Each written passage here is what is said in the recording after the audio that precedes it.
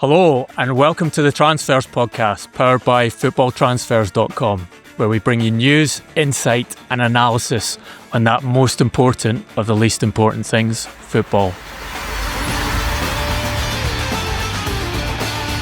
I'm Duncan Castles. The transfer window is closed. Unprecedented amounts of money have been spent, and today we're going to examine how that cash was used and work out what it tells us about the state of the European game, as well as revealing some hidden details of major transfers that did, and in one case did not happen. We're joined this week by the perfect guest for such analysis, the man who created the estimated transfer value metric, which various people in the game use to judge the market value of footballers before and after transfers, and the co-founder of the Football Transfers website. Welcome back to the Transfers podcast. Big boss, as we like to call you, Paul Macdonald. Thank you very much, Duncan. Delighted to be here. Paul, we've had a window that has astounded people across the game. We've had a potential Premier League record transfer fee for Florian Wirtz near the start of the window, and then a categorical Premier League record transfer fee for Alexander Isak, £125 million, right at the end of the window, both from the same club, Liverpool, the champions. We've seen 7 other Premier League clubs, led by Newcastle, break their own club transfer records for transfer fees paid, and 7, led by Newcastle and Brentford, register their record sales. But I think that the key figures, and the ones I'd really like to hear your take on, is the total spend. And you put these numbers together, and this total spend is not including conditional fees. This is just guaranteed fees of €3.6 billion by the Premier League's 20 clubs alone, which is a 1.3 billion increase on the previous record. And then another huge record on net spend of those Premier League clubs, again, just on guaranteed fees, of €1.6 billion, which is more than double last summer's past record of €636 million. Paul, what have you made of all of this? What do you think is most salient about what the Premier League's been doing in this transfer window? It's hard to put it really into broader context beyond this is just a continuation of the divide of the so-called Big Five leagues. It's no longer the Big Five. Maybe it hasn't been for quite a long time, but the concentration of spending makes this the big one, and some feeder leagues underneath, to be perfectly honest. The level of difference in spending is staggering. 3.6 billion, as you say, Premier League, but the closest league after that is Serie A with 1.2 billion spent, so like 3 times as much as the next league. Yeah. And then diminishing returns from there when you go into Bundesliga, Liga and La Liga. But I think, as you discussed there, Duncan, the net spend of these leagues is important too, because that Premier League deficit is absolutely gigantic. But a lot of those other leagues operated roughly at break even. Some in the case of Liga 1, because they've got their own deals issues to deal with regards to their television deal, actually operated at a profit of about €350 million across all the teams. But the rest of them, La Liga, Serie A in particular, were operating round about break even. Bundesliga made a decent profit. The only other league that really was in a net loss situation was the Saudi Pro League, and we know that they're operating on different terms and different reasons than most other leagues. So it's an expression of strength from the Premier League. This is the power that they have. If you look down the leagues, you see some stark figures when you look at the 3 promoted teams in the Premier League spending in excess of 400 million between them. But yet you look at some other leagues, other teams further down the leagues in Bundesliga, Liga and La Liga, some of these teams are spending less than 10 million, in some cases not even spending anything at all in the transfer market. So the power of the teams at the very bottom rungs of the ladder at the Premier League are infinitely more powerful than even most of the teams challenging for Champions League. I mean, to put a depressing statistic out there, Wrexham's net spend, Wrexham promoted to the Championship this season, their net spend is higher than Milan, Dortmund, Valencia, Sevilla, some gigantic household European names, and even they're getting blown out of the water by the rush to invest in teams in England, or indeed Wales in that case. So I think it's just a solidification of power. How reckless that power and how reckless that spend is. Duncan, I believe you've got some details on where that extra money came from and how they've distributed it. Yeah, look, you raised some important points there. And just to emphasise the difference in Premier League to the other European leagues, as you said, Serie A, the only other league of the big five, as we call them, that spent more than they took in. And their net spend was just 80 million euros as an entire league. So that's 1/20th of what the Premier League invested in transfer fees net this summer. Sunderland, one of the promoted clubs you mentioned there, they ranked 6th globally on net spend of clubs in Europe, and they actually spent more than Real Madrid. And Wrexham, who you highlighted, they were only surpassed in Serie A by Juventus, Como and Champions League finalists Internazionale. In fact, if you look at Wrexham's net spend in 2025, it's almost at the same level as one of the sites I like to use for details on spending at the Swiss academic institute CIES. Wrexham's net spend in the winter window and the summer window in 2025 was almost the same as European champions Paris Saint-Germain. It's astounding. It really is astounding where English football has got itself this summer.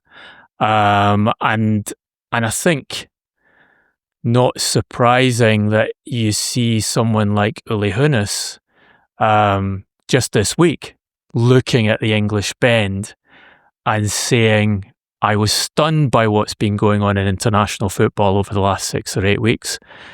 At some point, people will say, are they completely crazy? So we have to ask where the money comes from. And Paul, as a former accountant, I think you're a good person to put the question to. Does what the Premier League and to a certain extent the Championship is doing, does it make economic sense from a business perspective? Because we're talking, in a sense, about the future of football here, sustainability of football. So we can go back and see where's this money come from the Premier League. We know there's a new TV rights cycle come into effect. Interestingly, a 4-year cycle instead of the 3-year cycles the Premier League had sold its international rights on and domestic rights on in the past. That domestic deal is essentially for the same amount as the previous deal, £1.67 billion a year, but selling a lot more content to the broadcasters in the UK. And then a substantial increase in the international overseas rights by 23%. They've gone up to 2.17 billion a year. So if you work that out across the 4 years, it's basically £425 million extra each year into the Premier League from rights deals. There's also a chunk of money that's come in to 2 Premier League clubs from participation in the Club World Cup. So basically the money Saudi Arabia put into FIFA to cover the prize money costs, the participation costs for the clubs involved in the Club World Cup. And that's around £85 million that Chelsea took and around £40 million that Manchester City took. So there's £120 million coming just for this summer. That's a one payment every 4 years scenario for Premier League clubs. And then you have the increase in the Champions League revenue under the Swiss model system that was brought in last year, which increased the total payment to English clubs, not just in Champions League, but Europa League and Europa Conference League, from €475 million to about €575 million.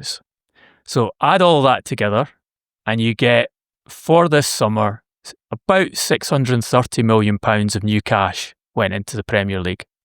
Then we go back to that increase in net spend on transfer fees and we see they went up by roughly €1 billion or £840 million. So the new cash has already been overspent just on transfer fees. And as we know, as we talk about in this podcast all the time, when you sign players, it's not just the transfer fees. You're going to increase your salary costs, and you're going to increase the amount you pay to agents as intermediary costs on those new contracts they sign. So basically, from my naive perspective, those numbers don't add up. What do you reckon to that, Paul? I just think it's deeply, deeply worrying. If you look at clubs like Wrexham and Birmingham, right, with gigantic financial backing, for every example of those clubs, you've got a Sheffield Wednesday at the bottom that can barely function at the minute, and that's the price of bringing in owners to chase this dream of reaching untold riches. But the dream of reaching the promised land comes with a caveat that they spend most of the money that they earn anyway trying to stay there.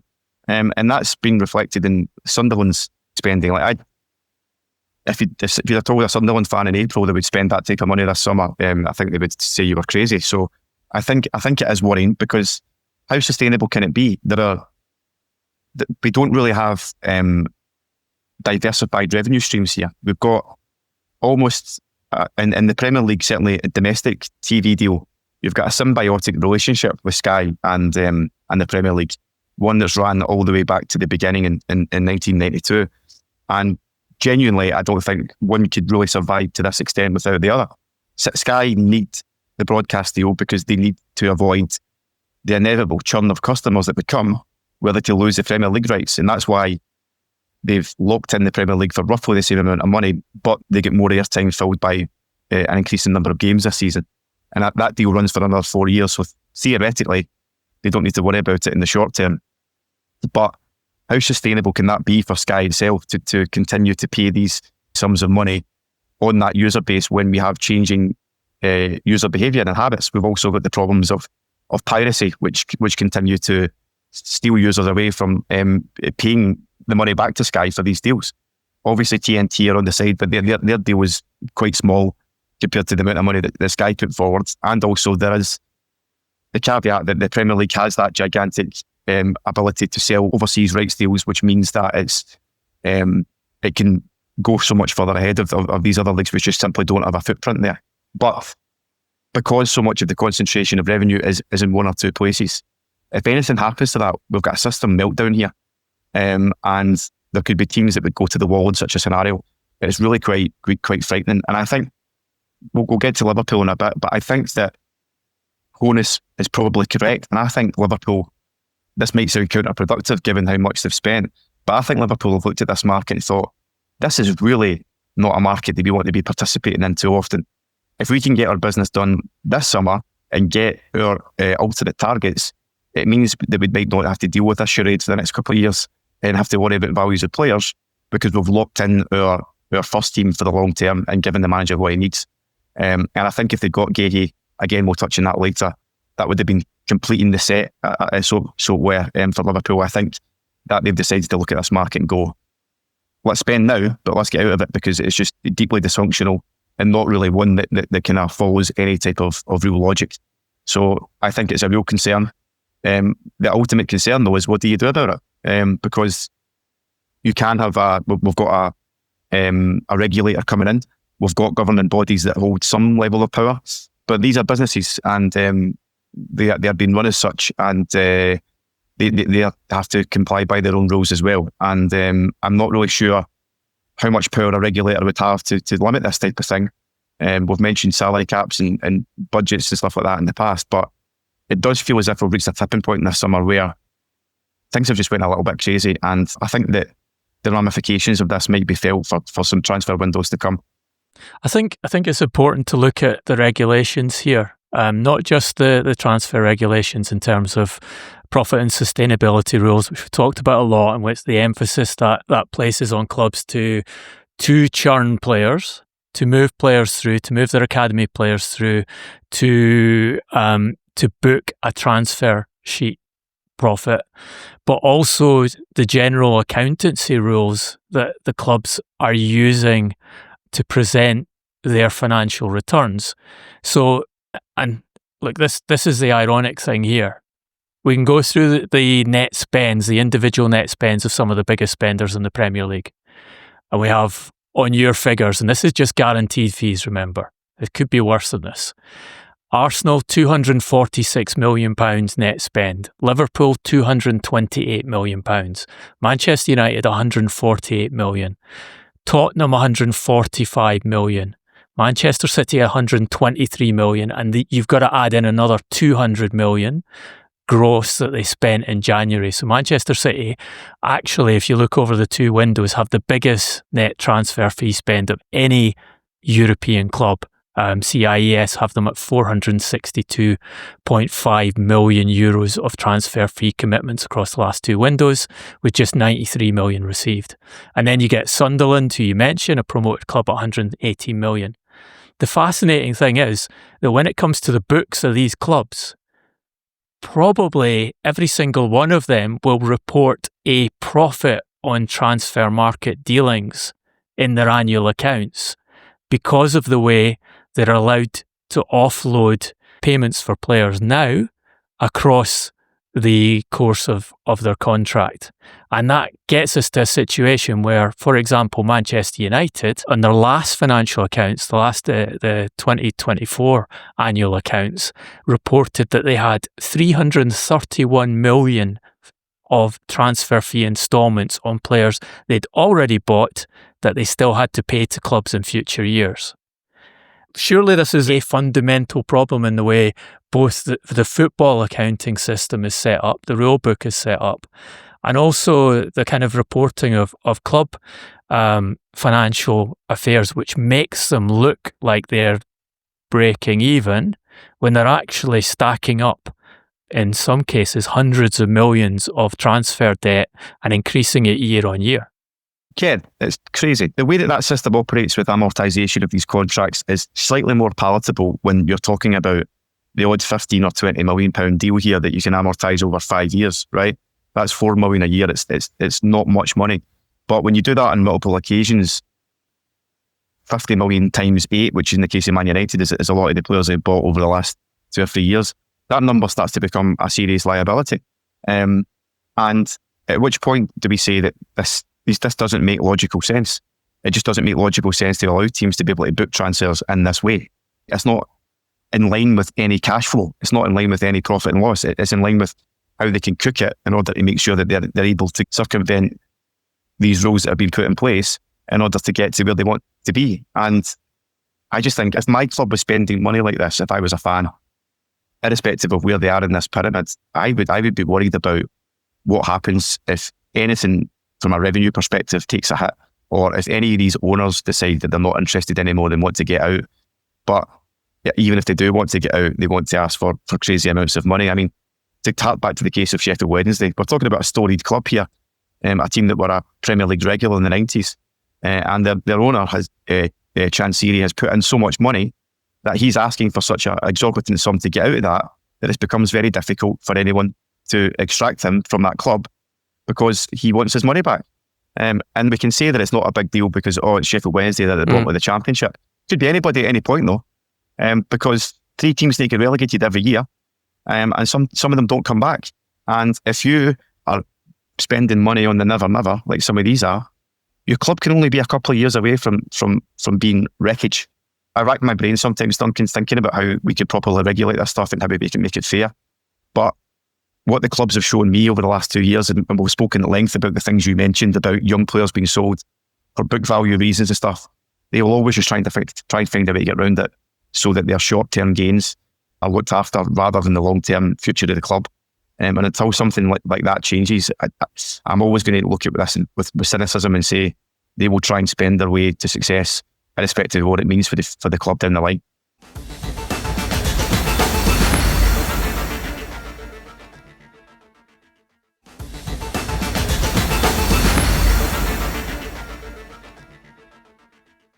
So another way of looking at it is that this stacking of transfer fee expenditure on future years' income, which is what the Premier League clubs are doing, and have done more so this window than they've ever done in the past, it's basically a bet that football's revenues will continue to grow. indefinitely. Yes. And that bet is related to what we've seen happen with the valuations of the clubs. So although almost none of these Premier League clubs are making money year to year, and some have significant cash flow problems, as you've mentioned, which they're finding a way around through accounting purposes, or, for example, borrowing against the future value of transfer fee payments, which gives them cash on the books to make new transfer fee payments. There's a kind of sub-industry going on in football, has been for many years, doing that. Despite all of that, we see record valuations for clubs, the top-end clubs that are sold. So just last year, we saw Jim Ratcliffe, Ineos, buying a quarter, eventually a little bit more than a quarter, but essentially a quarter of Manchester United at a valuation of $6 billion. Highest valuation ever for a football club, one of the highest valuations for a sports franchise ever. How much of that drive for people like Ratcliffe to buy into football clubs, for sovereign wealth funds, for American private equity to buy football clubs, and the majority of the purchases we're seeing in European football are coming from American cash in recent years. How much of that is a bet on football revenues continuing to grow indefinitely? And can it disappear if we see the kind of headwinds you're talking about, which is perhaps one of the major funders of broadcast revenue for European football saying, well, we just can't afford this amount anymore. We're going to cut our offer to you. And then no one comes in to match the broadcast money that was being paid to the league in the previous deal. It's absolutely, the valuation of the clubs is what's driving it. I mean, if you look at Newcastle, for example, Mike actually sold Newcastle for 300 million to the PIF, and they've just sold a player for about 35 to 40% of that overall value, which is crazy. I think the valuation of the clubs does factor, but I think you're banking on a revenue stream, which, if you read any analyst out there, is in serious danger. We're talking about cord cutting here. We're talking about cable viewership disappearing. Sport is fortunate in some cases. If you look at what's happening with the NBA and Major League Baseball in the US, sport is fortunate in that it can fill quite a lot of these schedules for broadcasters. So it becomes a decent deal for them, so that they don't have to spend any more money on anything else. They can fill their days with NBA and baseball and football. And I mean, just this weekend in the Premier League, we had a Sunday night 8 p.m. game. There's going to be some Saturday night 8 p.m. games this season. Friday night games are becoming regular. Mm-hmm. So it becomes a good calendar filler for these broadcasters to make sure that they've got programming across the week. But we're watching a world of completely changing user behaviour here, and I know that a lot of people are kind of bullish on the future of YouTube and how YouTube can contribute to the broadcasting dynamics. But the problem with YouTube is a lot of these leagues have been giving away highlights clips to YouTube for free for quite a long time. Mm-hmm. And it's very difficult to shake yourself out of that model into one where you say to YouTube, okay, can you come and pay us money for this, guys? But not just money, pay us £1 billion to cover these costs.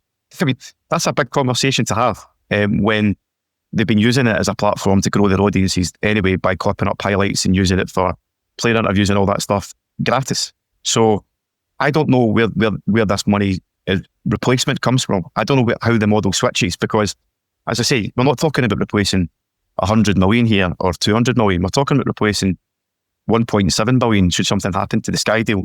And that is significant. And Liga 1, let's face it, Liga 1 is the canary in the coal mine. They are going through at the moment what happens when you mess this up. To kind of quickly recap what happened there, a company called MediaPro offered Liga 1 a significant increase in their broadcasting rights just after COVID. So Liga 1 pretty much burned their bridges with all other broadcasters, Canal Plus being one in the market, and MediaPro went bust. So they had to crawl back to Canal Plus and try and do a deal for some of the rights. DAZN then took on some of the rest of them, but the DAZN figures were so poor in terms of subscriptions that DAZN pulled out of the deal early. And because they'd already burned their bridges with the domestic cable companies, they had nowhere to go. So we've got a situation this season where Liga is one of the most prominent leagues ever to do their own D2C direct-to-consumer service for the rights to their leagues.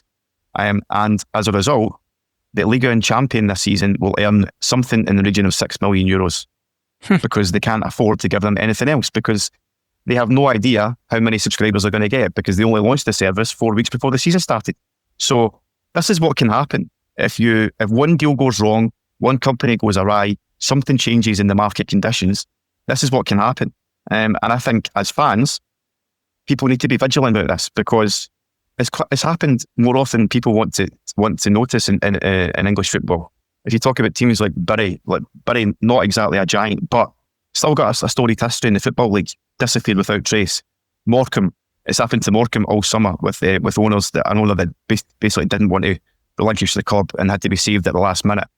It happens quite a fair bit, and the win-loss scenario of being promoted versus being relegated and striving to get back there is such a tightrope for clubs to walk that if it doesn't happen after a couple of years, you can be in serious trouble, because the valuation of the club goes down, the interest of the private equity that's been put in goes down, and you might be a club that's on the down rather than the up. And it's just so precarious and so easy for something like that to happen. I mean, we're both Scottish, Duncan. We watched it happen in 2002.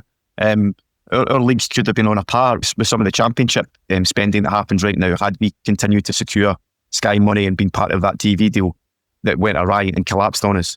And our league has suffered for 20 years as a result, because we just don't have the capability and the revenue, and we haven't been able to find a sufficient broadcaster to give us the money that we got at that point. So it can happen, and there's examples of it. And I think the idea of the Premier League being too big to fail, or some of these clubs being too big to fail, it almost happened to Barcelona.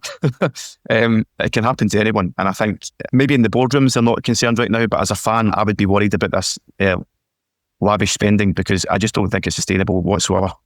We're talking mainly about the amount spent on transfer fees here.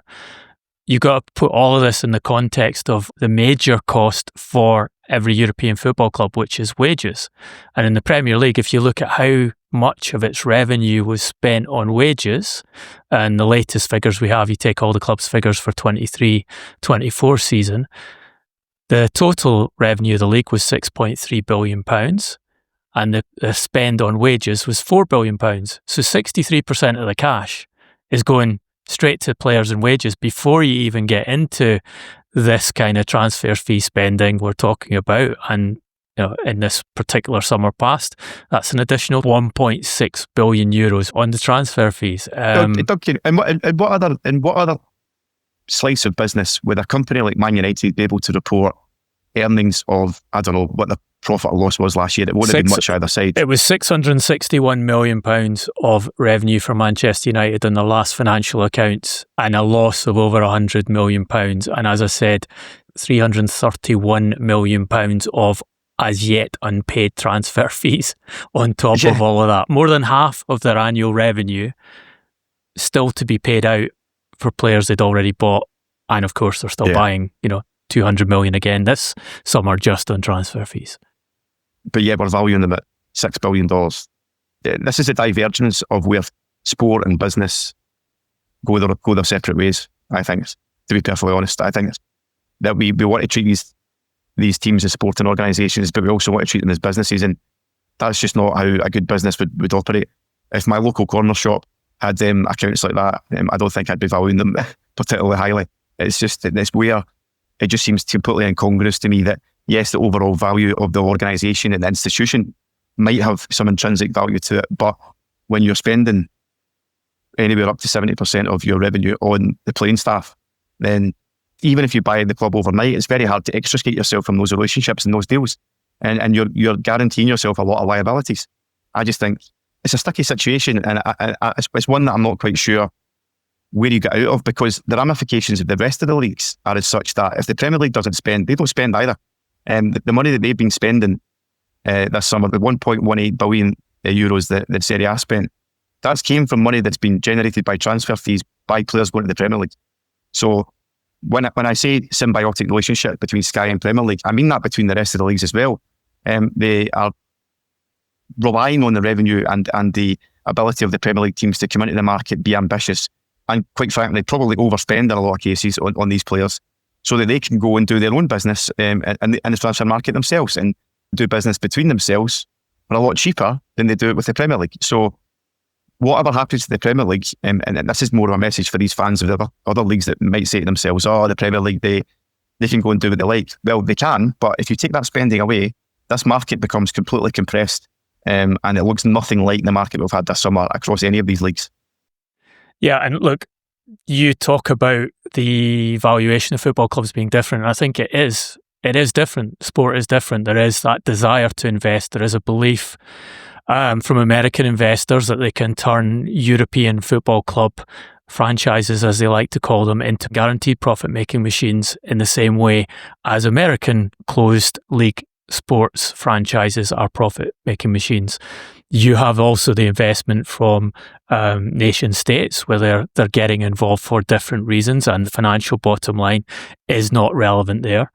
And you also have this kind of specificity of sport and cultural investment in sport that makes it hard for clubs to go out of business, which is why I think when you say fans should be worried, what we actually see in the main, or certainly what we've been witnessing in the main for the last few months of the transfer window, is fans not worrying at all about the financial bottom line for the club. They're actually pushing the club to spend as much as possible and want to see their club outspend competitors.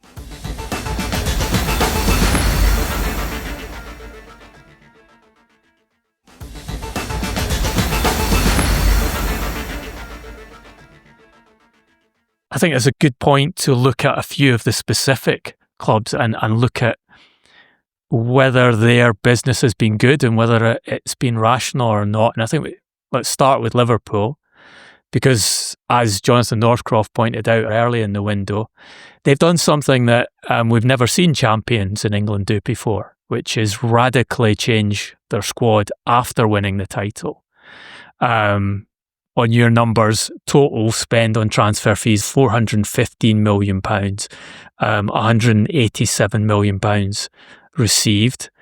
There's been a lot of talk about this not just being unusual for a champion to rebuild their squad and spend so heavily in this way, but being unusual for Fenway Sports Group, their American owners, to push fees in at the top of the market. And we mentioned Florian Wirtz and Alexander Isak at the top of the podcast, two UK record transfer fees that the Americans have approved. Is this actually so unusual for Liverpool? If we look at them under FSG, is it really the case that it's a surprise that they buy players at the top of the market? I'm thinking of what they did with Alisson Becker, what they did with Virgil van Dijk, to a lesser extent what they did with Darwin Núñez. That was an up to €100 million deal, one of the highest fees ever paid at the time. Is this not actually just a timing effect in that they've compressed 2 windows worth of transfer fee spending into one? That's exactly what they've done. And I think they've done it extremely smartly. The only example that I can think of is Man United in 2001, when they went and got Veron and Van Nistelrooy that summer for about 50 million combined after they'd won the league 3 years in a row. That's the last time I can really remember a champion going out and being this ambitious. But like I said at the top of the show, there's logic to this in terms of if you think you can get your targets this summer and it'll put you in a good place where you don't need to be diving into the cesspit of the transfer market next summer, then why not go and do it?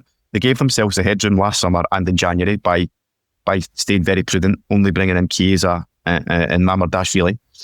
And I think they look really strong in every position now. I think the Guehi deal is one that they'll regret, because I think if they got that over the line, I think what they're doing here is they are putting in place succession plans whilst the person is still there.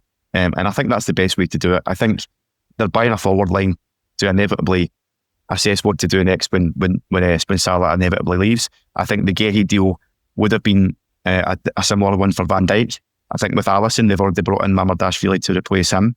Yeah. I think they've got 2 players for every position now, and I do think that FSG have looked at the market and went, let's go big and go home this summer and worry and let the rest of these teams scramble about next summer, try to extract value from this crazy market, and hopefully we don't need to get involved. And I think there's logic to that, and I think it's actually a really smart play. And as you mentioned, David revenue increases to come as well. The new stand has been built with increased revenue too. They've been smarter and more efficient on the commercial side as a business. Yeah. So they've got the headroom to do this, and I would expect them to be quiet going forward. I don't think people should look at this and think that this is going to be the new normal for anyone, let alone Liverpool. I think this is a exceptional window, and I think that they're setting themselves up for the next couple of years where they don't need to get involved. So the best of the big spenders, the most rational of the big spenders, having spent 30 minutes of the podcast talking about how bizarre and how dangerous the overall spend in English football is. Just to touch on that, you mentioned City at the top of the show, Duncan. I've defended somewhat some of City's spend over the last few years because I think it has went unnoticed in the past how well they can extract value to their young talent that they sell on. Because their net spend over the last few years has actually been relatively moderate because they have been getting good money in for young players from their academy. Yeah. But what they've done this year that's unprecedented. And I don't think they've got anywhere near the value for their spend that Liverpool have got this summer, to be perfectly honest. I'm not seeing that at this point in time. And we tried to speculate in January, didn't we, about why they did that spend, and was it a FU message to the Premier League because the ongoing charges were going on, or was it something that Guardiola really felt he needed? But in effect, the amount of money, the net spend that they've got this summer is staggering, and I just don't think they've got anywhere near the value that Liverpool have for broadly similar spends. Yeah, I agree on that. And I mean, there's also the possibility it was done on a preemptory basis and the concern that they were going to receive a transfer ban. We still wait to see what happens. And, it's another side to this massive increase in spending in football is you raise the stakes on everything, on ownership of clubs. And you bring lawyers in and you have these massive legal fights, which is something we'll explore in more detail in a later podcast. But everything becomes more complex as the total amount of money flowing through the Premier League increases, and Manchester City are the cardinal example of that. But in terms of quality of spend, in January we flagged up question marks over new centre-backs we're bringing in, and I think you can see that neither of them are starters for this season. So I think our question marks over those two have proved accurate. My personal sense in talking to people in the game about the balance of those deals that they've done over these two windows, the one really good acquisition is Tijani Reinders, probably one of the best number 8s in European football. But the rest, elements to be proven, and that's, as I say again, 462.5 million euros of transfer fee commitments across those two windows to bring those players in. Arsenal, Paul, £285 million spent, and despite them talking all window about having to move players out to fund these big changes in the squad that Mikel Arteta's asked for, this radical change in strategy of having a tight squad last season and going to a broad squad this season and having two top players for every position, just £9 million of transfer fees received. It doesn't seem to me a coincidence that they bring a new director of football in, Andrea Berta, and in his first window, he dials up a record spend.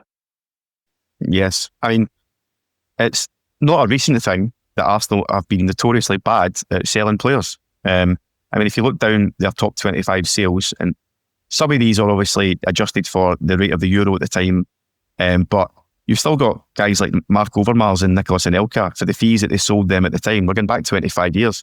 They are still operating in and around the top level of revenue they've received for sales. Like Alex Oxlade-Chamberlain's up there, but again, that was 8 years ago. Even going back to Fabregas, 15 years ago, Emil Smith-Rowe, he was one of the more recent ones, but 30 million euros, it's not a massive amount of money to recoup. They have never been good at this. It's certainly not since Wenger. So I'm not surprised that they've been able to move these people on. But I do tend to think that some of the business that they've done is pretty solid. Now, I do wonder how many centre-backs you can fit into one team. It seems as if Arteta's looking to break the record at some point this season. maybe play 6 across the back or something. But a record held by Pep Guardiola, we should mention. Yeah, well, I'm of the age where I remember 1-0 to the Arsenal. Do you know what I mean? I remember that, the back four and back five. I'm not as against defensive football as maybe some other people are, if you can find it as a way to win. So I think they are pretty well set up this season, Arsenal. I think they will go close. But that is a massive concern. How are they unable to get these deals out over the line, to get people out? What happens to their contracts and what happens to these players? A good example might be someone like Nicola Pepe, that they spent an inordinate amount of money on. 80 million euros. I think everybody in the game at the point told them they spent way too much at that point. I know that the kind of personnel has changed hands quite a lot since then, but to not be able to get anything back for him at that point is just a failure, really. But he's just not the only example of that. I think Man United have done a little bit better at the end of this window, but again, United have been notoriously poor at getting value for players as well, to get them off the books. And I think United got rid of some, but probably not on the terms that they would have wanted. I think Sancho in particular, I think if somebody could have bought him outright, they would have let him go. I think somebody had given them the money for Højlund outright this summer, they would have let him go for that. So I think they're having to kind of dance around things a little bit, whereby Liverpool have just been really efficient at it. And I think we have to make a big caveat here with Liverpool. A lot of those players have went to Saudi, right? So there's clearly a good relationship between Edwards and Hughes there, particularly Hughes, in terms of being able to do deals with the Saudis, because that's where Nunez went. That's where Fabinho went in the past. That's where they've been able to extract some revenue from to balance the books. And I think that should be noted, that if you've got that relationship and can send those guys there, it makes things a little bit easier. But it would be a concern that Arsenal spend, and their net spend since Arteta has been there is the highest in the league. And yes, they are infinitely better and more equipped team to go and win the league now than they were when Arteta joined. But I think Arsenal fans sometimes overlook that fact that he spent a lot of money. And for some reason, it seems to fly under the radar a little bit more that they spend this much rather than other clubs, particularly this summer, because people are focusing on Liverpool's big spend number rather than the net spend number. Yeah, and telling that the last signing they made, Piero Hincapié from Leverkusen, was done on a loan with an obligation to buy. So obviously deferring the initial substantial payment on that deal to next summer, which suggests, and the understanding is that they were coming up against the 70% UEFA squad cost rule, which is why they needed to delay the payment on that. Chelsea, kind of unique circumstance and a unique strategy. We've seen these 2 years of unprecedented spending on transfer fees, breaking all records in terms of total amount spent on players, and a couple of transfer fee records on individual players before Liverpool supplanted them. But they've gone through a summer where they spent, again, this is just guaranteed fees, £285 million on players coming in, £288 million players received. I make it, and I'm probably wrong in this number because it's pretty hard to keep track, 22 players signed, sold or loaned in and out. Across the 2 windows, this is Sports EIES figures, their total volume of transfer fees amounts to €754 million. That's January and the summer. Obviously, they have a UEFA financial fair play settlement agreement that they've got to adhere to in order to add new players to their Champions League squad. So that's been a factor there. Obviously, they have the ability to buy from themselves by pushing players to Strasbourg, which they used, I think, for 4 players in the end in this window. But they're doing something different from everyone else, aren't they, Paul?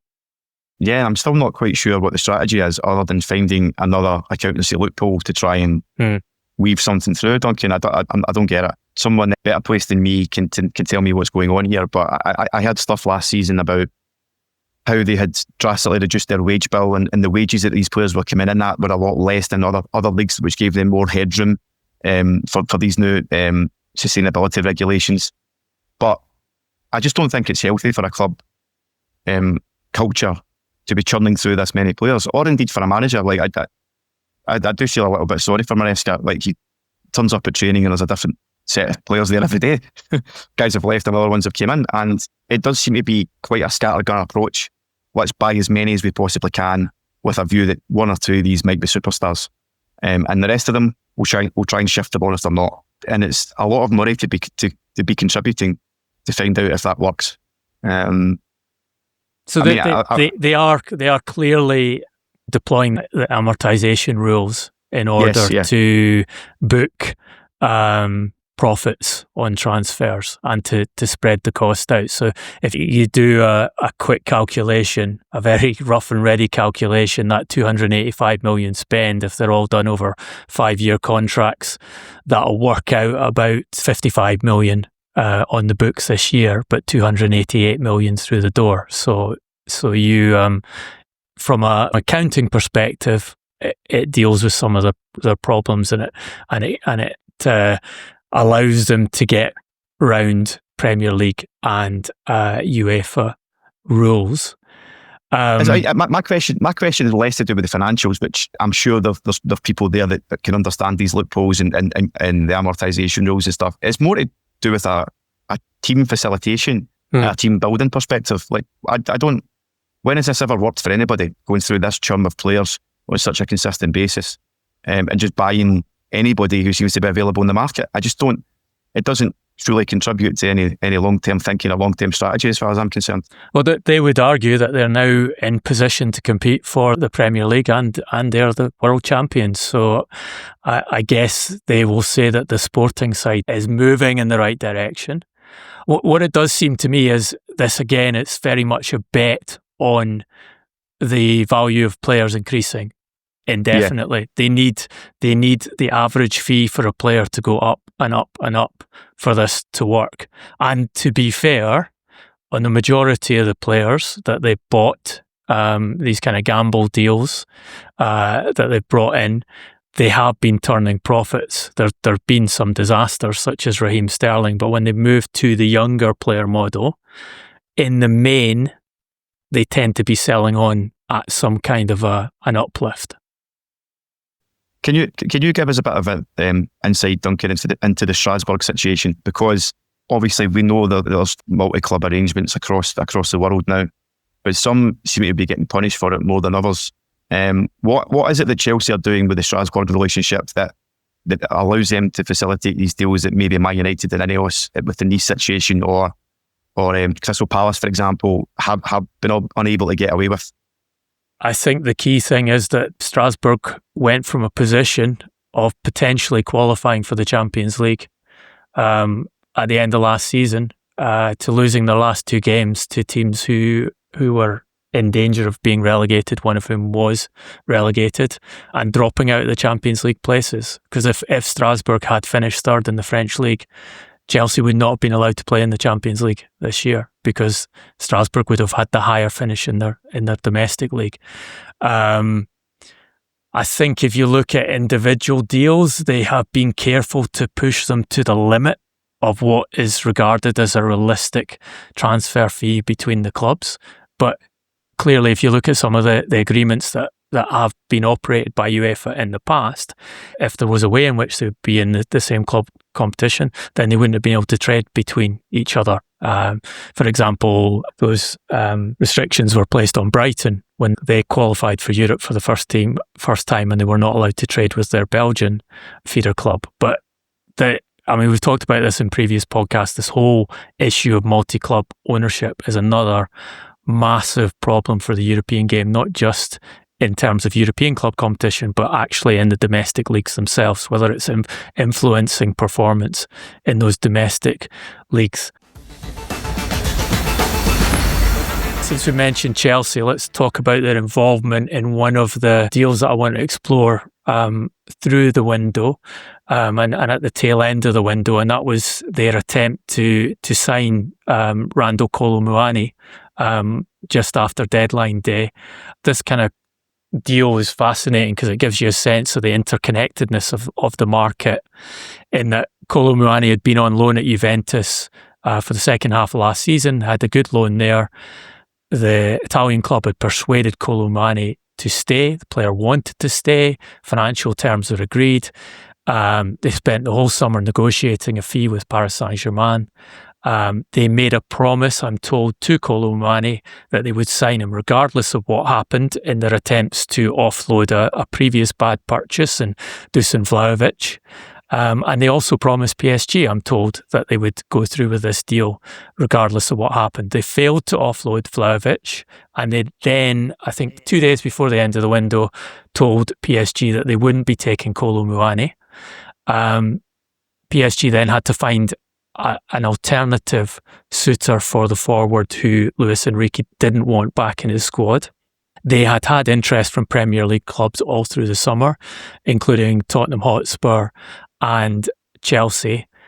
Chelsea came in after Liam Delap's hamstring injury and made an offer to take Kolo Muani on loan with a €60 million option to buy eventually. They were forced into that because Nicholas Jackson had already been sent to Bayern, given permission to take a medical, had been told to come back by Chelsea, and he refused to do so, with one of his representatives making the amusing comment, "We're not going back, the plane doesn't go backwards." Aston Villa also got involved. They were negotiating for Marco Asensio, who'd been on loan with them last season, and they tried to take Kolo Muani too from Paris Saint-Germain, offering essentially nothing for both deals because they thought Paris Saint-Germain were in a position where they needed to offload the wages and they could get a bargain. Little interesting aside in here is that the negotiations by Aston Villa were handled by Unai Emery, by the coach himself, which is incredibly unusual in modern football. In the end, PSG sent the player to Tottenham Hotspur, not because the money was better, because they felt if they were going to have to loan the player, the best option was to place him at a club where he had the maximum opportunity to perform, with the idea that they'll be able to sell him for a high transfer fee next summer. That deal was reported as €5 million loan fee for Tottenham with no option or obligation to buy. It's true there's no option or obligation, but there are also another €7 million of bonuses payable to PSG, dependent on how many games Kolo Muani plays and how many goals he scores for Tottenham. In the end, Chelsea, having not got Kolo Muani, they took Marc Guehi back from Sunderland on loan. And Sunderland then had to go out and sign a striker very rapidly, taking Brian Brobby from Ajax for 20 million plus €5 million. It's amazing what one hamstring injury and one failure to sell a player in Italy can do to the market in the last few days of the window, Paul. It's the butterfly effect in full action, Duncan. It's actually curious that that's one of the things that I noted. Spend on deadline day this year in the Premier League was around 396 million, which is at least double the previous spend in 2023, actually on deadline day itself. So we often sit here and we talk about clubs having broader, longer term strategies, at least in terms of how they want to go and do things from a business perspective and a transfer perspective. But when it comes to the crunch, one little thing happens and everybody's got to scramble to fix it. And that's clearly what's happened here. I think it's testament to how difficult it is to plan things effectively when some little thing can happen and completely blow your plans out of the water. But I do think it does represent the fact that some clubs out there, you could argue Tottenham are in this case still reactive to what happens. You can plan ahead all you like, but sometimes you need to. Sometimes these clubs and their ownerships want to kind of wait and see how the market progresses before taking action. And I think that's what's happened in the case of this. I think obviously Tottenham changed their manager this summer. So there was a bit of bedding in time for Thomas Frank and understanding what players he wanted and which ones he didn't. But by the time you get to that, you're kind of halfway through the window already. So it's in those kind of cases, it's harder to plan longer term. And that's something that's obviously haunted Man United for the last 2 or 3 years because they backed Ten Hag in summers and then last summer and then sacked him halfway through the season to give him a new manager, which didn't really fancy any of the players or indeed the formation that was being played previously. So then you need to start again and start structuring things all over again. So teams could talk about long-term strategies, but in the end, as long as some of these clubs are trigger happy and want to remove managers, there's always going to be a difference of tactics and approach, which means a different set of players every time. I think you're right to highlight Tottenham, and Daniel Levy has always been opportunistic in these market scenarios, and he has a tendency to operate right at the end of the window because he thinks he can get bargains at that point of time, and probably is better at achieving it than the majority of operators in this space. Talking to one person heavily involved in the transfer market earlier this week and asking him what his impression of the Premier League market in particular was, and he said that, look, you see there's an obvious two waves of spending happening with the Premier League. You've got the initial deals at the start of the summer, which were the planned moves, where quite substantial amounts of money were involved, and clubs were operating strategically, targeting players that they'd lined up as being their first choice for the clubs. And then you look at the end of the window and you see, as you've just highlighted, a massive amount of money being spent at the end of the window because they have, or they felt they had, this cash to spend, and it being spent far less intelligently and far less strategically, and a lot of deals happening because of emotion and because of the financial terms involved on a different deal. And his view was that a lot of the clubs did not recruit well at the tail end of the window, and we'll see that in performances down the line. Look, another deal that happened right at the death of the window was Gianluigi Donnarumma. Something we'd flagged up in this podcast at the beginning of the transfer window that Paris Saint-Germain were in dispute with him, and we later said that they'd decided to sell the player this summer. In the end, he went to Manchester City. The deal transfer fee on that €30 million plus €10 million of performance-related variables. I'm told 5 million of those are easy to achieve and 5 million harder. Manchester United stepped away from that deal because they considered the player's salary too expensive. There's also a substantial agent's commission involved, which City and PSG had to negotiate down. We talked on the podcast about this deal being dependent on City moving Ederson out. A fascinating little story about how that eventually happened, in that I'm told Paris Saint-Germain, in the middle of conversations over moving a Marco Asensio to Fenerbahce in a €12 million deal, the president of Fenerbahce, Ali Koç, asked PSG for their advice on a goalkeeper. That they needed to bring a goalkeeper in as well. And they suggested, why don't you go for Ederson, because Manchester City want to sell him and your rivals Galatasaray are messing them around on the transfer fee. And within a day, Fenerbahce had that deal done. They added a little bit to the €10 million that Galatasaray were offering. Final fee of around €12 million. They gave Ederson a longer contract of 3 + 1 years. And they scored a big PR hit over Galatasaray, who beat them in the league year after year. I don't think it's coincidental that Ali Koç, who's one of the richest men in Turkey, is facing club elections for his presidential position this month, and that's basically why he wanted to get Ederson in. Wanted to get the Asensio deal done despite failing to qualify for the Champions League, and he's got his new sporting director, highly regarded Devin Uzek, to cleverly raise €22.5 million of transfer revenue by selling a teenage centre back, Yusuf Akçiçek, to the Saudi Pro League, to Al Hilal, in order to facilitate all of this happening. Manchester United in the background also involved in this, in that they signed St. Lemons from Royal Antwerp, who Galatasaray had offered to pay more money for, but the young Belgian keeper insisted that he preferred to go to Manchester United, and they were able to negotiate a final fee of €21 million plus €4 million. for Lemons, who we will see if he's able to survive the maelstrom of being a Manchester United goalkeeper over the next season or two. A curious conversation about goalkeepers in this window, Duncan, regarding those two teams.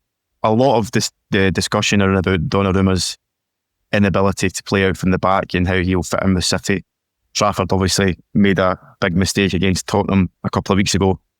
And then obviously the dreadful Onana situation, which I'm trying to think of a player that's went from a Champions League final performance to the lows of where he's ended up at Man United in quite such a quick space of time. I actually could feel quite sorry for him. I don't know whether he's just had a completely shattered confidence and can't get it back, but the way that his stock has fallen, Onana, is quite staggering. But what do you think, firstly, about Donnarumma in terms of why you think Pep has looked at him, considering how different he seems to be from Ederson in terms of his ability to play out from the back? Well, look, Manchester City have signed 3 goalkeepers this summer. It's kind of gone unnoticed that they took Bettinelli from Chelsea as a reserve, then took James Trafford. It seemed because Newcastle United were going to sign him and they had matching rights, and they saw that as an opportunity to take at a reasonably cheap price for someone who is lined up to become a future England goalkeeper. He has all the credentials from a status perspective and a very good season in the Championship to become an England goalkeeper.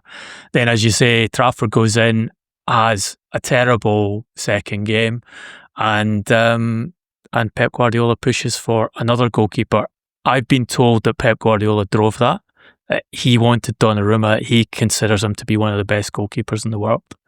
I think you're right. And I think the general consensus is he is not Ederson when it comes to playing the ball on the deck. He's not terrible on the deck, but he's not fantastic under pressure. So either something has to be improved there. And I would say Donnarumma managed to improve his aerial goalkeeping last season when PSG focused on that and decided it was something that was very important for their Champions League campaign. So at 26 years of age, it could be that Guardiola can coach him into being the kind of goalkeeper with the ball at his feet that he needs. But obviously, Guardiola sees a much better shot stopper, a much better goal preventer in Donnarumma than he had in Ederson, and he was fed up with Ederson and wanted the player moved out. It does make me wonder, when it comes to a guy like Pep Guardiola, and I think it's less so these days because I think he has been ground down by football a little bit, but I do often wonder whether sometimes this stuff is 4D chess and he's thinking about a tactical shift in the game which might necessitate a different type of keeper. I don't know. I think if there's anybody that could try a different tactical style, it could be him. Given that everybody now is playing out from the back, given that everybody now is conceding silly goals because that's how everybody wants to play, it wouldn't surprise me if Guardiola tried something completely different. I'm not quite sure what that is. They have played more direct in recent seasons. That's the irony. Definitely, yeah. And they won the Champions League by being more direct. And as we've alluded to in this podcast, stuffing the team full of centre-backs and putting a huge centre-forward up front.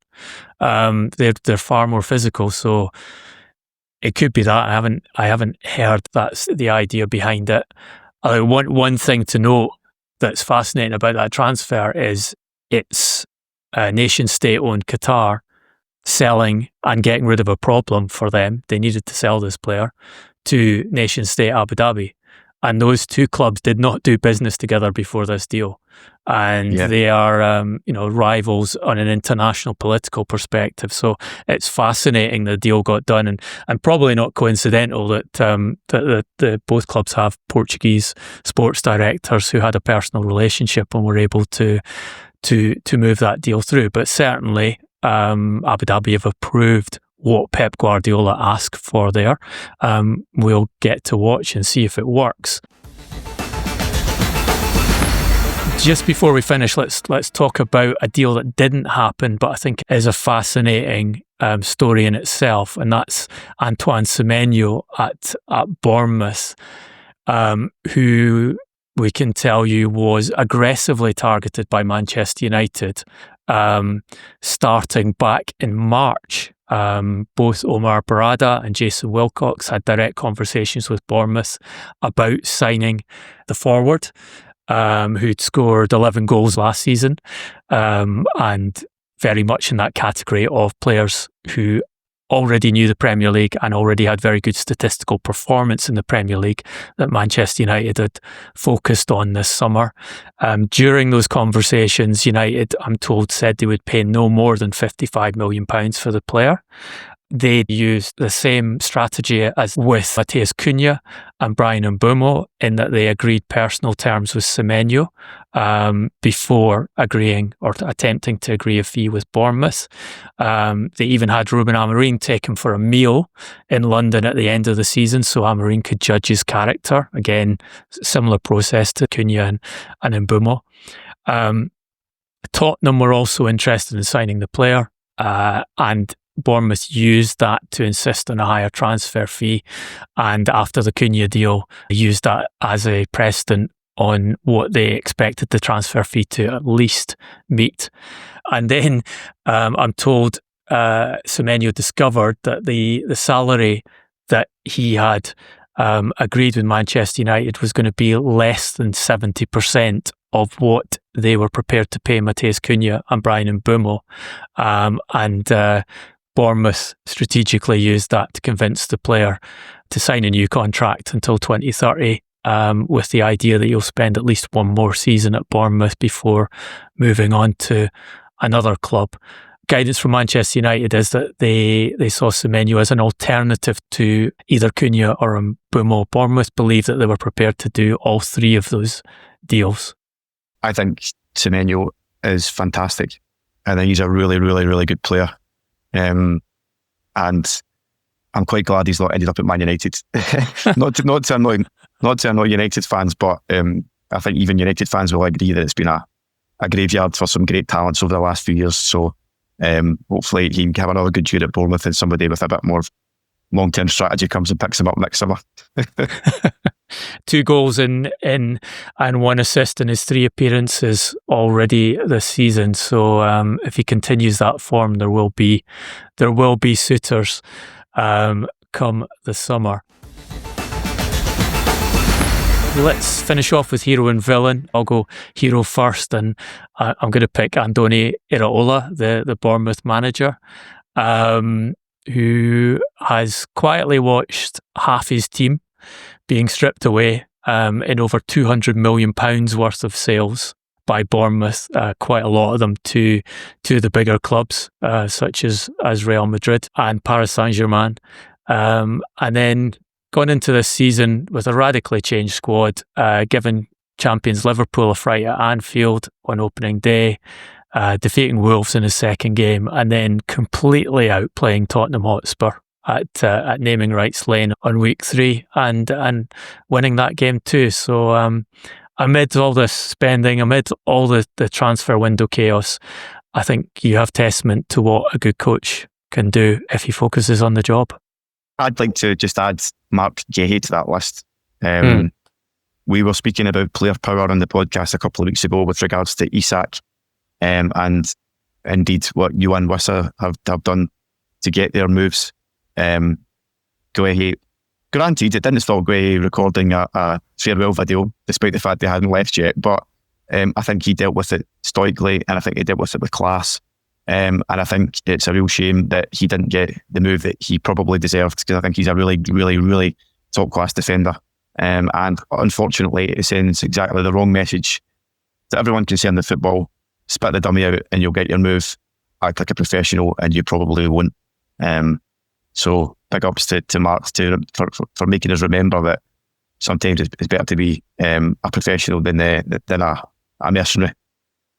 And in the background to that, the story is that Oliver Glasner spat the dummy out and prevented the move from happening. We talked on the podcast about how this had been set up for a long time.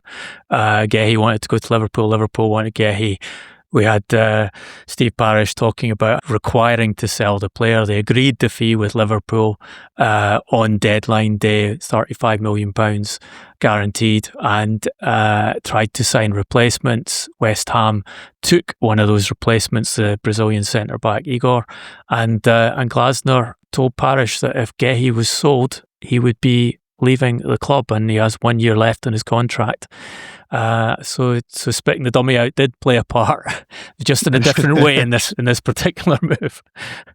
Do you have a villain for us to add to that secondary hero, Paul? Well, I think the villain that you're going to put up is probably the same one that I had in mind, which is our old buddy Erik ten Hag. It's quite an achievement to lose the dressing room before the season even starts, but apparently that's what's happened with Erik and Bayer Leverkusen, who've obviously parted ways this week. And sometimes as a coach, you've got to wonder, is it about me rather than the organisation that I'm at? And I think everything that you and I know about United and how dysfunctional that club has been, we were willing to give them the benefit of the doubt in that case. And yes, Leverkusen have lost their best player and numerous other key players this summer, but to have completely obliterated all goodwill there before August had even finished is quite an achievement. So Erik, I think it's time to sit the next couple of years out, mate, and see what happens. Before he joined Manchester United, I was told that he would only coach his way, and if anyone tried to cross him, they would be put in their place. And that prediction from someone at Ajax proved entirely accurate. It's just fascinating to see that he goes to a new club after that failure at Manchester United, the first coaching failure of his career, to be fair, and reapplies the same tactics. And Leverkusen say, gee, this isn't what we expected, which is bad homework on Leverkusen's part, and get rid of him in such a short period of time. It's amazing what some people do in football and their inability to learn from past mistakes. Paul, thanks for joining us on the Transfers podcast and giving us that great insight into a market that we've never seen before. No problem. I think it might go down in history, but we'll need to wait and see if the clubs are right or we are right in terms of these valuations going up over time. We'll soon find out. And see what that huge spending on players actually brings on the field. How much of it's been efficient and effective, and how much of it has just been big numbers. You've been listening to the Transfers podcast, powered by FootballTransfers.com. If you like what you heard, spread the word. Please follow, share, and especially please rate us on your podcast platform. You can message us on Instagram, YouTube and Facebook at Transfers Podcast. Our Twitter, Blue Sky and TikTok address is at TransfersCast. I'm on Twitter, Instagram and Blue Sky at Duncan Castles. Paul is at Paul McDFC. Our production is by Marc Caulfield at Pro Podcast Production, and our music by Marc Caulfield and David L. Stay safe, be well, and thank you for listening. He did the transfer window. He and McGarry, who left us and wasn't known for a couple of years. Duncan was low. Now he's back with a new show. It's called The Transfers. It's where everyone's gonna go. The transfers, the transfers, the transfers. Where everyone's gonna go. Where everyone's gonna go. The transfers, the transfers, the transfers. Where everyone's gonna go. Where everyone's gonna go. Where everyone's gonna go. Where everyone's gonna go. Where everyone's gonna go. Where everyone's gonna go.